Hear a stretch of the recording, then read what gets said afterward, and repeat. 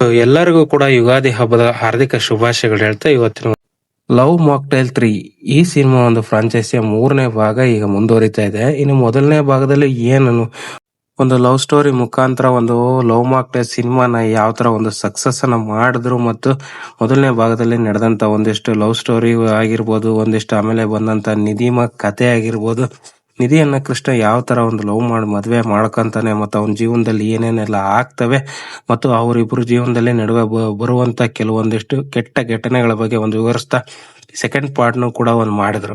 ಈ ಒಂದು second part ನಲ್ಲಿ ಅವ್ರದೇ ಆದಂತ ಒಂದು ಲೈಫ್ ನಲ್ಲಿ ನಿಧಿಮ ಇಲ್ಲ ಅನ್ಕೊಂಡ್ರು ಕೂಡ ಅವನ ಕಲ್ಪನೆಯಲ್ಲಿ ನಿಧಿಮ ಇದ್ದಾಳೆ ಅನ್ನೋ ಒಂದು ಕಥೆನ ತುಂಬಾನೇ ಚೆನ್ನಾಗಿ ಒಂದು ಪ್ರೊಜೆಕ್ಷನ್ ಮಾಡಿದ್ದಾರೆ ಈ ಸಿನಿಮಾದಲ್ಲಿ. ಇನ್ನು ಲವ್ ಮಾಕ್ಟೈಲ್ 2 ಸಿನಿಮಾದಲ್ಲಿ ಬರುವಂತ ಕೆಲವೊಂದಿಷ್ಟು ಪಾತ್ರಗಳ ಸನ್ನಿವೇಶಗಳು ಮತ್ತು ಕಾಮಿಡಿಯಾಗಿ ತುಂಬಾನೇ ಚೆನ್ನಾಗಿ ಕಂಡು ಬಂದಿತ್ತು ಮತ್ತು ಸಕ್ಸಸ್ ಅನ್ನ ಕೊಟ್ಟಿತ್ತು.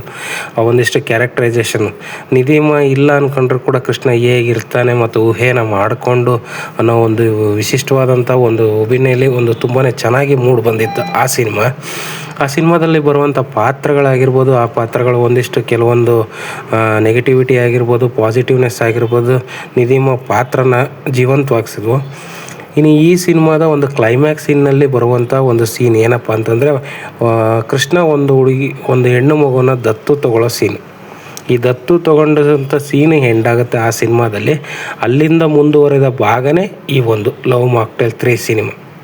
ಆ ಹೆಣ್ಣು ಮಗು ಅವಳ ಬಿಹೇವಿಯರ್ ಹೇಗಿರುತ್ತೆ ಮತ್ತು ಅವಳ ಜೊತೆ ಬಾಂಧವ್ಯ ಹೇಗಿರುತ್ತೆ ಮತ್ತು ಆ ಒಂದು ಹೆಣ್ಣು ಮಗಳ ಜೊತೆಗೆ ಕೃಷ್ಣ ಯಾವ ಥರ ಬದುಕ್ತಾನೆ ಅನ್ನೋ ಒಂದು ಮುಂದುವರೆದ ಭಾಗನ ಈ ಸಿನಿಮಾದಲ್ಲಿ ತೋರಿಸ್ತಾರೆ. ಮತ್ತು ಜೋ ಆಗಿರ್ಬೋದು. ಇನ್ನು ಈ ಸಿನಿಮಾದ ಒಂದು ಡೈರೆಕ್ಷನಲ್ಲಿ ಡಾರ್ಲಿಂಗ್ ಕೃಷ್ಣ ಅವರು ನೆಕ್ಸ್ಟ್ ಲೆವೆಲಲ್ಲಿ ಮಾಡಿದ್ದಾರೆ. ಇನ್ನು ಆ ಹೆಣ್ಣು ಮಗುನ ಸಾಕೋದಕ್ಕೆ ಮತ್ತು ಅವ್ನು ಮಾಡುವಂಥ ಒಂದು ಕಷ್ಟ ಆಗಿರ್ಬೋದು, ಒಂದಿಷ್ಟು ಎಮೋಷ್ನಲಿ ತುಂಬಾ ಟಚ್ ಆಗುವಂಥ ಒಂದಿಷ್ಟು ಸೀನ್ಸ್ಗಳು ತುಂಬಾ ಈ ಮೂವಿಲಿ ಬರ್ತವೆ. ಇನ್ನು ಈ ಸಿನಿಮಾದಲ್ಲಿ ತಂದೆ ಮಗಳ ಪಾತ್ರಕ್ಕೆ ಒಂದಿಷ್ಟು ನೋಡೋದಾದರೆ ತುಂಬಾ ಚೆನ್ನಾಗಿ ಒಂದು ಬಾಂಧವ್ಯವನ್ನು ಒಂದು ಮನಮುಟ್ಟುವಂತೆ, ಅಂದರೆ ಪ್ರೇಕ್ಷಕರ ಒಂದು ಇಂಪ್ರೆಸ್ ಮಾಡುವಂತೆ ಒಂದಿಷ್ಟು ಕಥೆಗಳು ನೋಡೋದಾದರೆ ಇಲ್ಲಿ ತುಂಬಾ ಕ್ಲೋಸಿವ್ನೆಸ್ ತುಂಬಾ ಚೆನ್ನಾಗಿತ್ತು. ನನಗಂತೂ ತುಂಬಾ ಇಷ್ಟ ಆಯಿತು. ಇವತ್ತಿನ ವಿಡಿಯೋ ನಿಮಗೇನಾದ್ರು ಇಷ್ಟ ಆಗಿದ್ರೆ ಮತ್ತು ಸಿನಿಮಾ ನೋಡ್ಕೊಂಡು ಬಂದ್ಮೇಲೆ ನಿಮಗೇನು ಅನಿಸುತ್ತೆ ಅಂತ ಹೇಳ್ಬಿಟ್ಟು ಈ ವಿಡಿಯೋ ಇಷ್ಟ ಆಗಿದ್ರೆ ಲೈಕ್ ಮಾಡ್ಕೊಳ್ಳಿ, ಹಾಗೇನೆ ಶೇರ್ ಮಾಡ್ಕೊಳ್ಳಿ. ಹೊಸಬ್ರು ಯಾರು ನೋಡ್ತೀರಾ ಸಬ್ಸ್ಕ್ರೈಬ್ ಮಾಡಿ.